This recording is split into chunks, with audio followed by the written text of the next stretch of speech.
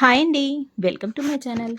ఈరోజు France gravy curry, అలాగే France పులుసు కర్రీ ఎలా ప్రిపేర్ చేసుకోవాలో చూపిస్తా అండి. చాలా అంటే చాలా టేస్టీగా ఉంటుంది. పులుసు కర్రీ అయితే చాలా బాగుంటుంది. మీరు ఒకసారి ట్రై చేయండి. చాలామందికి ఫ్రాన్స్ కర్రీ ఇష్టం ఉన్నా సరే కొంచెం స్మెల్ వస్తుంది అని తినటానికి ఇష్టపడరు. కాకపోతే మీరు ఫ్రాన్స్ తెచ్చుకున్నప్పుడు రొయ్యల్ని ఈ విధంగా చాలా నీట్గా క్లీన్ చేసుకుంటే అస్సలు నీసువాసన రావు. టేస్ట్ కూడా చాలా బాగుంటుంది. ఇవి 2 కిలోల వరకు రొయ్యలండి. వీటిని మనం బయట మార్కెట్లో అయితే ఒలిసి తెచ్చుకోవచ్చు. ఒకవేళ మనం క్లీన్ చేయకుండా తీసుకొచ్చుకుంటే ఇంట్లో కూడా చాలా ఈజీగా మనం క్లీన్ చేసుకోవచ్చు. ఫస్ట్ వాటి తల దగ్గర గట్టిగా పట్టుకొని నొక్కితే తల పార్ట్ అనేది ఫ్రంట్, వీటికి ఎక్కువ వేస్టేజ్ అనేది ఎక్కువ ఉంటుంది. చాలా సింపుల్గా ఇట్లా గట్టిగా నొక్కి మనం ఇలా పట్టుకొని నొక్కితే ఫ్రంట్ పార్ట్ అనేది సపరేట్ అయిపోతుంది. అవి అంతా పెంకులే ఉంటాయి, ఏమి ఉండదు. బ్యాక్ సైడ్ తోక దగ్గర కూడా గట్టిగా ఇలా నొక్కి పెట్టుకొని ముందుకు ప్రెస్ చేస్తే రొయ్య అనేది బయటకు వచ్చేస్తుంది. ఈ విధంగా చాలా ఈజీగా క్లీన్ చేసేసుకోవచ్చు. చూసారా, 2 కిలోల రొయ్యలకి వేస్ట్ ఎంత వచ్చిందో, రొయ్యలు ఎంత ఉన్నాయో. వాటి తల, వాటి పైన ఉన్న పెంకు తీసేస్తేనే ఎక్కువ వేస్ట్ ఉంటుంది. టైం కూడా ఎక్కువ పడుతుంది వీటిని మనం క్లీన్ చేసుకోవడానికి. ఈ విధంగా వలుచుకున్న తర్వాత నేను వాటిలో బ్లాక్ లైన్స్ ఉంటాయి కదా, అవి కూడా క్లీన్ చేసేస్తానండి. అవి ఎలా క్లీన్ చేసుకోవాలో ఆల్రెడీ వీడియో పెట్టాను. జస్ట్ వాటిపైన చాక్తో చిన్న గంటు పెడితే అవి బయటకు కనిపిస్తాయి. ఒక సైడ్ పట్టుకొని లాగేస్తే వచ్చేస్తాయి. కొంచెం టైం పడుతుంది, కానీ నేను అవి కూడా తీసేసుకొని క్లీన్ చేసుకుంటాను. తర్వాత కొద్దిగా సాల్ట్, నిమ్మకాయ వేసి ఈ విధంగా రొయ్యల్ని గట్టిగా మెదుపుకుంటూ కలిపితే వాటిలో ఉన్న జిగురు అనేది పోతుంది. ఈ విధంగా క్లీన్ చేసుకుంటే నీసు వాసన అనేది అస్సలు రాదండి. కొద్దిగా సాల్ట్, నిమ్మరసం వేసి బాగా గట్టిగా వేళ్ళతో మెదుపుకుంటూ కలిపితే జిగురు అనేది పోతుంది. ఆ జిగురు పోవడం వల్ల స్మెల్ చెరువులో ఉంటాయి కదా, నీసు వాసన అనేది పోతాయి. తర్వాత ఒక 2 సార్లు వాష్ చేసుకుంటే సరిపోతుంది. చాలా నీట్గా క్లీన్ అయిపోతాయి. నేను వాటి కింద పైన బ్లాక్ లైన్స్ కూడా తీసేసాయి కాబట్టి అస్సలు వాసన అనేది రాదు. కాకపోతే అది కొంచెం టైం పడుతుంది, నిదానంగా తీసుకోవాలి. ఈ విధంగా క్లీన్ చేసేసుకున్న వాటిని నేను సగం ఒక 1/2 కేజీ వరకు పులుసు పెట్టాను. కేజీ కర్రీ చేశాను. ఇంకొక హాఫ్ అనేది ఫ్రై చేశానండి. నైట్ స్నాక్స్ కింద ఫ్రై అయితే ప్రిపేర్ చేశాను. పులుసుకైతే రెడీ చేసేసుకొని ఈ గ్రేవీ కర్రీ కూడా స్టవ్ మీద బాండి పెట్టుకొని ఆయిల్ వేసుకుంటున్నాను. నాన్ వెజ్ కర్రీకి కొంచెం ఆయిల్ ఎక్కువ ఉంటేనే బాగుంటుంది. ఆయిల్ హీట్ అయిన తర్వాత బిర్యానీ మసాలా పౌడర్ వేసుకొని ఉల్లిపాయలు వేసుకొని మగ్గనివ్వాలి. పులుసుకు కూడా అట్లానే ఉల్లిపాయలు బాగా మగ్గిపోయిన తర్వాత 1 స్పూన్ అల్లం వెల్లుల్లి పేస్ట్ వేసుకొని బాగా కలుపుకొని మనం కడిగి పెట్టుకున్న రొయ్యలు అయితే వేసేసుకోవాలి. ఇవి ఆయిల్లో మగ్గితే వాటిలో ఉన్న వాటర్ అంతా బయటకు వచ్చి ఆ వాటర్తోనే కుక్ అయిపోతుంది. మనం ఎక్స్ట్రా వాటర్ ఏమి యాడ్ చేయవసరం లేదు. రుచికి సరిపడినంత ఉప్పు, సాల్ట్ వేసుకొని మూత పెట్టేసుకొని మగ్గనివ్వాలి. గ్రేవీ కర్రీ కోసం ఉల్లిపాయలు మంచి బ్రౌన్ కలర్ వచ్చిన తర్వాత 1 స్పూన్ అల్లం వెల్లుల్లి పేస్ట్ వేసుకొని బాగా కలుపుకొని అల్లం పచ్చివాసన పోయిన తర్వాత మనం కడిగి పెట్టుకున్న రొయ్యలు వేసేసుకోవాలి.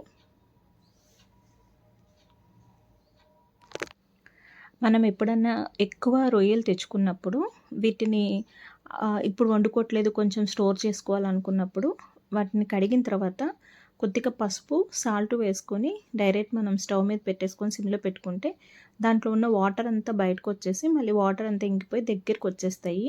ఆ విధంగా ఆయించుకొని మనం ఫ్రిడ్జ్లో పెట్టుకొని స్టోర్ చేసుకుంటే ఎన్ని రోజులైనా రొయ్యలు అనేవి పాడవవు, వాసన కూడా రాదండి. అలా ట్రై చేసి మీరు స్టోర్ చేసుకోవచ్చు. ఇప్పుడు దీంట్లోకి పసుపు, రుచికి సరిపడినంత సాల్ట్ వేసుకొని బాగా కలుపుకోవాలి. మనం ఇప్పుడు డైరెక్ట్ క్లీన్ చేసుకున్న వెంటనే వండేసుకుంటున్నాము. లేదు మనం వీటిని ఎక్కువ తెచ్చుకున్నాము, కొన్ని రోజులు పెట్టుకున్న తర్వాత కుక్ చేసుకుందామంటే ఆ విధంగా ట్రై చేయండి. కొంచెం పసుపు, సాల్ట్ వేసి పెట్టేసుకుంటే దాంట్లో ఉన్న నీరంతా ఇంకిపోవాలి. ఆ తర్వాత చల్లారిన తర్వాత ఫ్రిడ్జ్లో పెట్టేసుకోండి. ఇప్పుడు గ్రేవీ కోసం బిర్యానీ దాల్చిన చెక్క, లవంగాలు, యాలకులు, అలాగే బిర్యానీ ఆకు, ధనియాలు, కాజు వేసుకొని గ్రైండ్ చేసేసుకోవాలి. మెత్తగా పేస్ట్ లాగా గ్రైండ్ చేసేసుకొని పక్క పెట్టేసుకోండి. చాలా బాగుంటుంది టేస్ట్ ఈ విధంగా గ్రేవీ కర్రీ ట్రై చేసుకుంటే.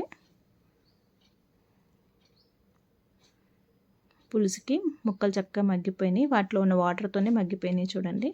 మనం ఇంక ఎక్స్ట్రా వాటర్ ఏమీ యాడ్ చేయలేదు, రొయ్యల్లోనే వాటర్ ఉంటుంది. ఆ వాటర్ బయటకు వచ్చి ముక్కలు చక్కగా మెత్తగా కుక్ అయిపోతాయి.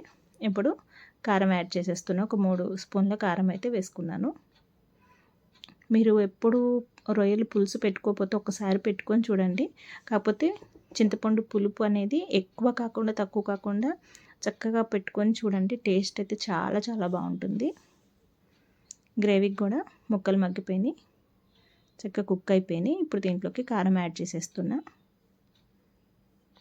కొంచెం కారం ఎక్కువే వేసుకుంటున్నాను, స్పైసీ ఉంటేనే బాగుంటుంది.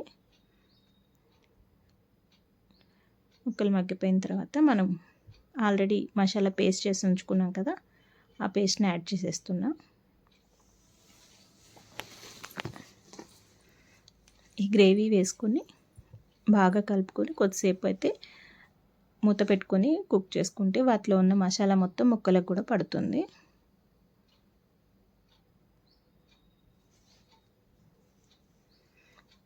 పులుసుకి కారం కూడా వేసుకున్నాం. ఇప్పుడు దీంట్లోకి మనం ముందుగా కొద్దిగా చింతపండు టమాటాలను అయితే నానబెట్టి ఉంచుకున్నాను. మీరు చింతపండు పులుసు కోసం నానబెట్టుకునేటప్పుడు ఆ చింతపండులో ఒక 2 టమాటాలు వేసుకొని స్టవ్ మీద పెట్టుకొని కొద్దిగా హీట్ అయ్యే వరకు ఉంచుకుంటే పులుసు అనేది చాలా ఫాస్ట్గా వచ్చేస్తుంది. టమాటాలు ఎంత గట్టిగా ఉన్నా కూడా పులుపు ఎక్కువ వస్తుంది, గుజ్జు చాలా బాగా వస్తుందండి. ఈసారి మీరు ఏ పులుసుకు వేసుకున్నా సరే కొద్దిగా హీట్ చేసుకొని రసం తీసుకోండి, చాలా బాగా వస్తుంది. చింతపండు టమాటాలు రసం గట్టిగా పిండేసుకొని పులుసు పోసేసుకుంటున్నాను. ఈ పులుసు పోసుకున్న తర్వాత బాగా ఉడకనిచ్చి పులుసు దగ్గరకు వచ్చే వరకు కుక్ చేసుకోండి. చాలా చాలా బాగుంది, టేస్ట్ అయితే బాగా వచ్చింది. పులుపు కరెక్ట్గా సరిపోయింది. చింతపండు పులుసు, రొయ్యల పులుసు.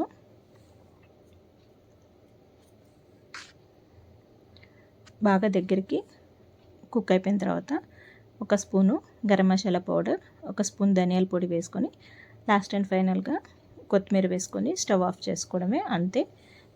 రొయ్యల పులుసు అయితే రెడీ అయిపోయింది. ఇప్పుడు ఇక్కడ గ్రేవీ కూడా దగ్గరికి కుక్ అయిపోయింది కదా. ఇప్పుడు దీంట్లో ఒక గ్లాసు వాటర్ని అయితే యాడ్ చేసుకోవాలి.